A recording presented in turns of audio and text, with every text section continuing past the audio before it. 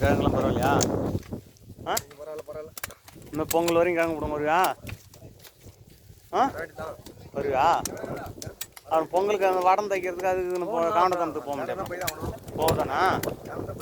ஆ ஏனம்ரா நீ அப்போ பொங்கல் வரையும் வருவியா? அதான் பொங்கல் வரையும் வந்து இந்த பொது கறி வாங்கிட்டு நின்றுக்குவா. அப்படி தானே? பன்னிக்கறி வறுத்து இந்த பொது கறிலாம் வாங்கிட்டு நின்றுக்குங்க எல்லாம்.